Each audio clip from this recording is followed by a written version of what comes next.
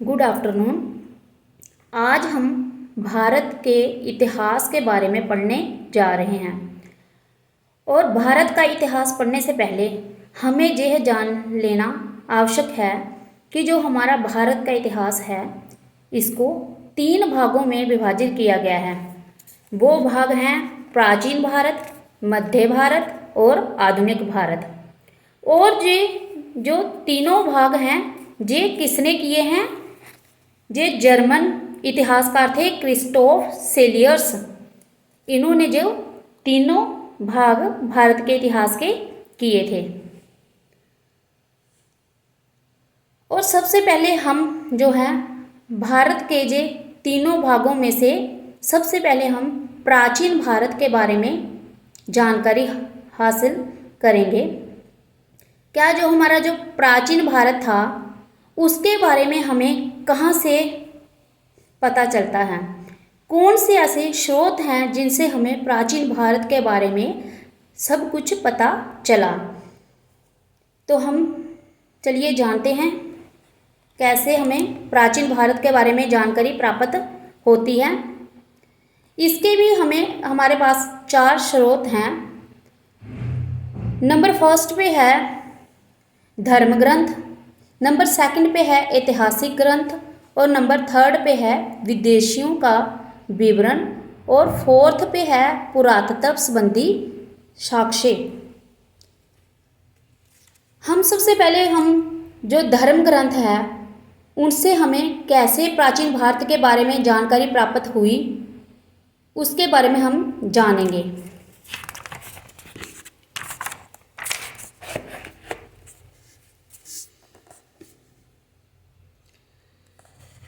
धर्म ग्रंथ।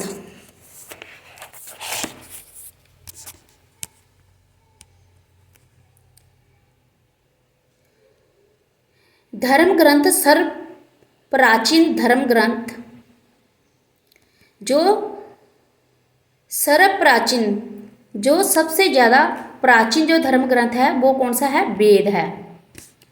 और वेद के जो संकलन करता हैं वो कौन थे? महर्षि कृष्ण द्वैपायन वेद व्यास।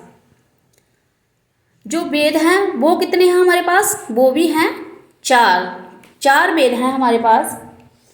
इनके बारे में हम जान लेते हैं। पहले कौन कौन से 4 वेद हैं?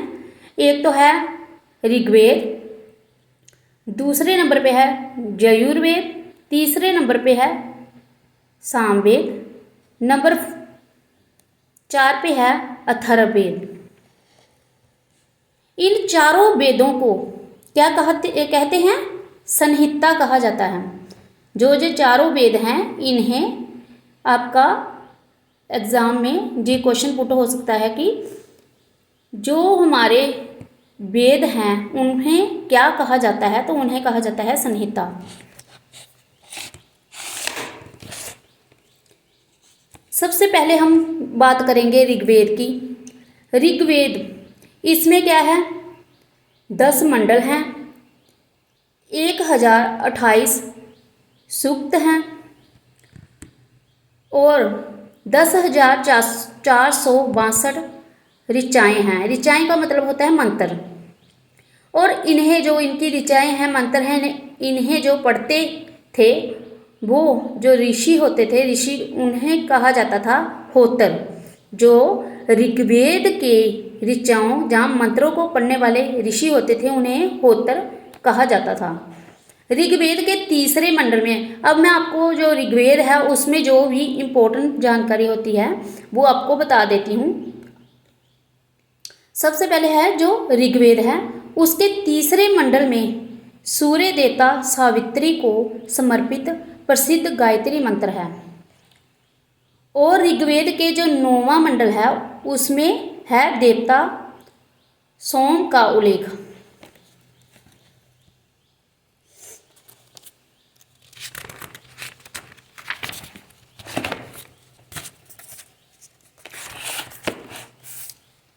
ऋग्वेद के 8वें मंडल की हस्तलिखित ऋचाओं को खिल कहा जाता है। जो ऋग्वेद है उसमें 8वां मंडल है जहाँ पर हस्तलिखित हाथों से लिखी हुए मंत्र हैं, जिन्हें क्या कहते हैं, खिल कहा जाता है। और ऋग्वेद के जो 10वां मंडल है, 10वें मंडल में वर्णित है पुरुष सूक्त है, जिसके अनुसार 4 वर्ण हैं, ब्राह्मण, क्षत्रिय, वैश्य और शूद्र। ऋग्वेद में प्रयुक्त अधन्य शब्द का संबंध गाय से है। ऋग्वेद में कौन सा शब्द आता है, अधन्य लिखा गया है ऋग्वेद में, जिसका अर्थ क्या होता है, जिसका संबंध होता है गाय से। नंबर 2 पे आया आपका यजुर्वेद। अब हम यजुर्वेद के बारे में इम्पोर्टेंट जानकारी हासिल कर लेते हैं। जो यजुर्वेद है उसको जो पढ़ने वाले, उसमें लिखे हुए मंत्रों को जो ऋषि पढ़ते थे उन्हें क्या कहा जाता था, अध्वर्यु कहते थे।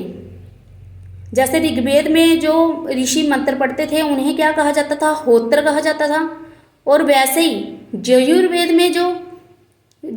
में जो लिखित मंत्र हैं उन्हें पढ़ने वाले जो ऋषि थे वो अध्वर्यु कहलाते थे। इसमें यज्ञों के नियमों और विधि विधानों का संकलन है। यजुर्वेद में बलिदान विधि का भी वर्णन है। यह एक ऐसा वेद है जो गद्य और पद्य दोनों में लिखा गया है।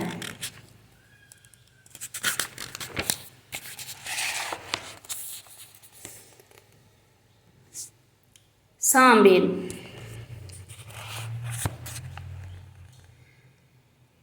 सामवेद 3 नंबर का वेद है हमारा, सामवेद है।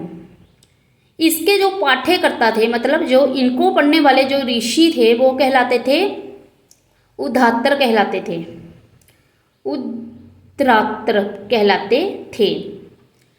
और यज्ञों के समय गाए जाने वाले ऋचाओं मंत्रों का संकलन है इसमें। सामवेद को भारतीय संगीत का जनक कहा जाता है। सामवेद का संबंध किससे है, गान से है, गीत संगीत से है।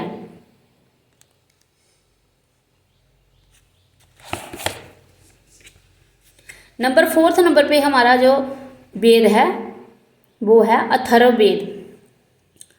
अथर्ववेद, इसका संबंध औषधों से है, मतलब कि औषधों का उल्लेख सबसे पहले जो हमें मिला है वो कहाँ से मिला है, अथर्ववेद में मिला है। जादू टोनों का वर्णन जो मिलता है वो भी अथर्ववेद में मिलता है। इसमें सभा एवं स्मृति को प्रजापति की 2 पुत्रियां जो है कहा गया है। जो हमारे वेद हैं इनकी 4 शाखाएं भी हैं। जो हमारे जो 4 वेद हमने पढ़े हैं ऊपर, इनकी जो आगे हैं शाखाएं भी हैं जो मैं आपको बता देती हूँ।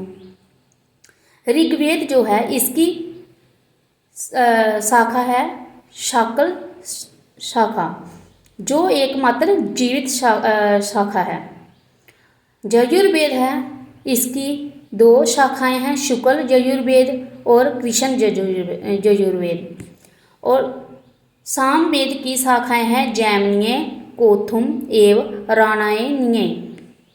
और हमारा जो अथर्ववेद है 4 नंबर का, इसकी शाखाएं हैं शौनक और पेप्पलाद।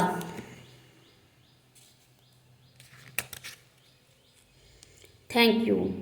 आगे का पढ़ने के लिए, आगे की जानकारी हासिल करने के लिए मेरे चैनल को लाइक, शेयर और सब्सक्राइब कीजिए। Thank you.